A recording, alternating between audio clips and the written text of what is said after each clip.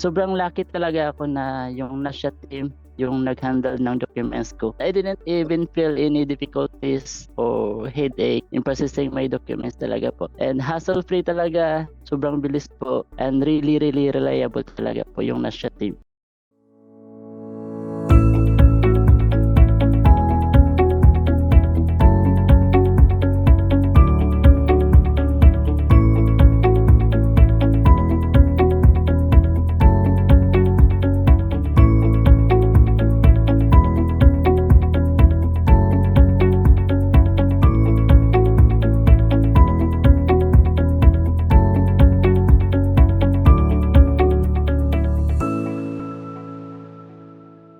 Good morning, good afternoon, good evening, nurses. My name is Chris from Nasha Business Consultancy Services, and with me is Nurse Romel Mundido Pagayon, RN, USRN from Saudi Arabia. We have assisted Nurse Romel with his next generation NCLEX application. And today, he will share his journey of becoming a USRN.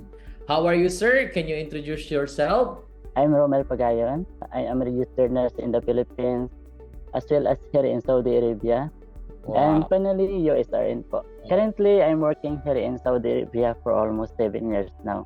So last May 2, I took my NCLEX exam, and quickly after 3 days or like that, I received a notification from Nasha that I passed the examination. So I'm very grateful po. Well, congratulations, sir, for passing the NCLEX. You're now a USRN, and lahat ng sacrifices natin, lahat ng hard work natin is worth it po. First, sir, we would like to know the reason and what motivates you to take the NCLEX and become a registered nurse in the US, knowing na currently working pa kayo ngayon dyan sa Saudi Arabia. One thing that motivates me talaga, sir, to take the examination is, there's a lot of opportunities in US right now, no? So I want to grab it. PCS team selected me as one of their partnership in their program, sponsorship program. So I'm very lucky, no? And second thing is, I want to explore also my nursing career in US. And second thing, pwede ko madala yung family ko. Yun talaga yung pinaka-purpose ko eh. Kasi more or less 7 years na ako dito sa Saudi, no? Hindi ko sila madala-dala. Yun talaga yung one thing na reason ko po. Para sa kanila, to give them a better life talaga. And of course, iniisip ko din yung the whole family ko. Kasi hindi naman talaga para sa akin lang to eh. Para sa kanila talaga.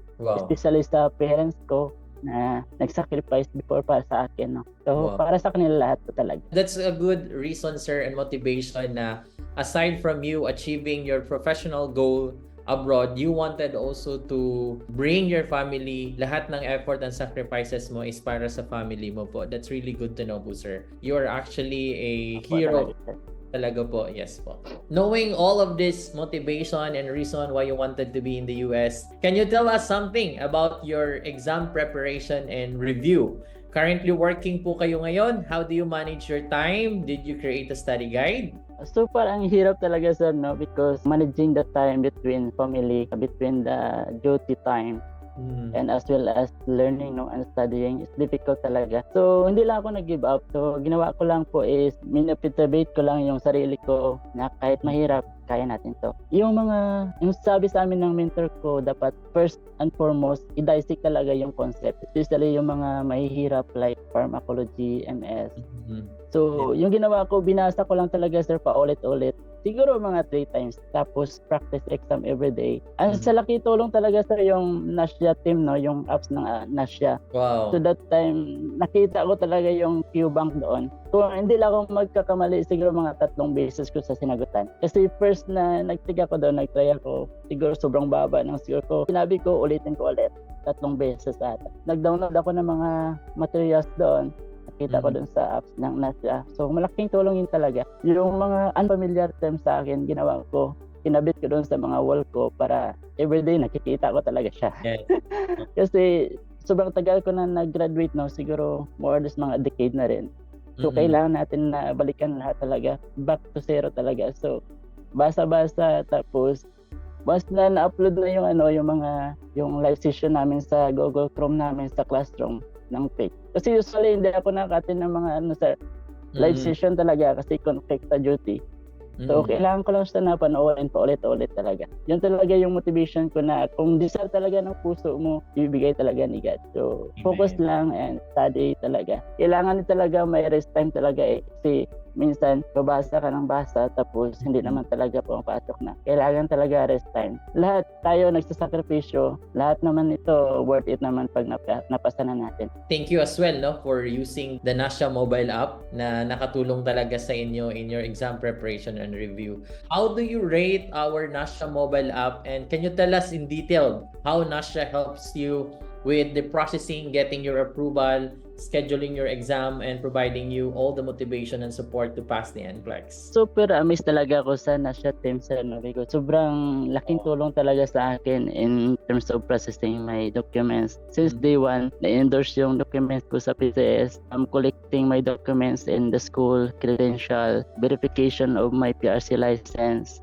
applying for my ETT. Actually, my ETT siguro na-receive ko almost 2 months lang po. Sobrang bilis po. Yes, po. And until sa scheduling ng aking exam, sobrang lucky talaga ako na yung Nasha team yung nag-handle ng documents ko. I didn't even feel any difficulties or headache in processing my documents talaga po. And hassle-free talaga, sobrang bilis po, and really reliable talaga po yung Nasha team. Every time I receive any update, they guide me all throughout my process talaga. Every time I receive any messages in my email, messenger to encourage me, give me inspirational messages. So talagang laking tulong talaga to boost my confidence in my preparation in my exam.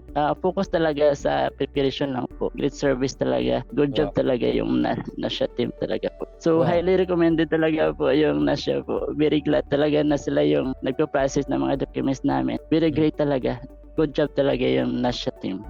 Thank you so much for all the appreciation, sir. Ganun naman talaga si Nasha. We are not just a processing agency, but we want to partner with you in achieving your professional goal abroad. So katuwang po ninyo kami, kasama po kami ninyo sa pag-abot ng mga pangarap po ninyo. Lastly po, sir, what are your message and advices to other medical professionals, nurses who are planning to take the NCLEX, aspiring to become a USRN, might be may the same situation sa'yo, working dyan in the Middle East, working in anywhere in the world na they have problems when it comes to the processing, they have problems when it comes to the review.